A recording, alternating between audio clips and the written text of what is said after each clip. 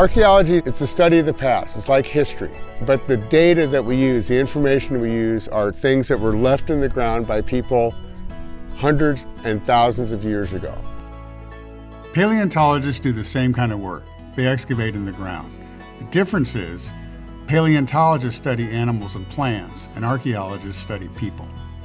We do quite a bit of work for government agencies that are building projects, like the Nebraska Department of Transportation.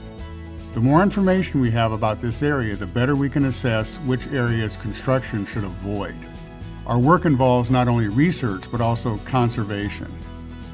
There are three things that are important to know when doing an archaeological survey: how sites are formed, how they're found, and how we evaluate them for significance. The question we get probably the most often is, how do you know where to dig?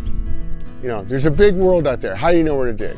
A site is where human beings did something in the past. And if they did something for long enough, like had a little village or a camp, they're gonna leave a lot of artifacts, burned stuff, animal bone. But the thing that preserves it as a site is if it gets rapidly buried.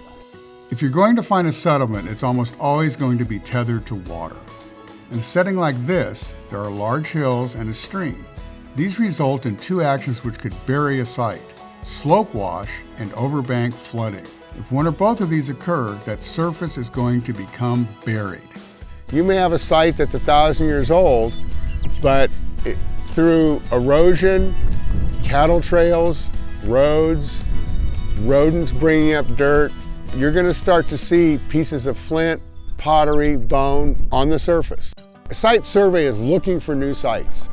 We try to systematically walk across the landscape with people spread out maybe at 20 meters, 20 paces. We are surface surveying along the Middle Loop River, looking for finds or flakes, pieces of pottery, anything that might show us that there was a settlement here. We're surveying this location because we're close to the river on one side, but then we got the hills on the other side, and that makes it a good place for camping, hunting, or just walking easier terrain than in the Sandhills. It takes getting used to as you watch the ground.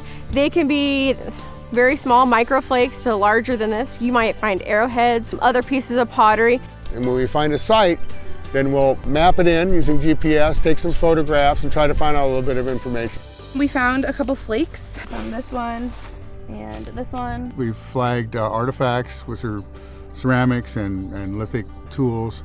I'll take some notes about what we found. I'm gonna just kind of hand plot on this topo map. Once we find an archaeological site that appears to be something that's of great interest, of significance, something that's unusual we want to figure out more about, then we have to further narrow that down to where do we dig within the site. Site may be 20 acres.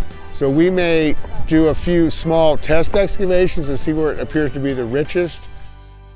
We also employ techniques like ground penetrating radar, aerial photography, and magnetometers, which help us detect what may be under the ground. These tools can pick up things like burned materials, buried foundations, or anything that's harder than the surrounding soil.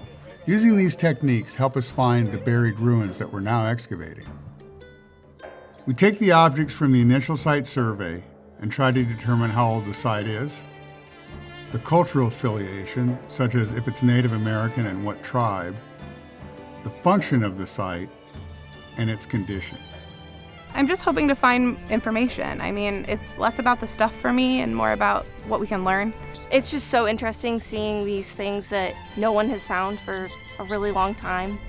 I enjoy surveying because I'm from the Sandhills. I like the Sandhills, but also you get to see the terrain and life that they lived. When we go out to the point where we've organized and funded an excavation, we ought to be finding significant new material, things we didn't know.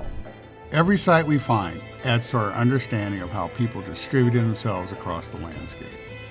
I think it's exciting, finding places that tell the story of those who came before us.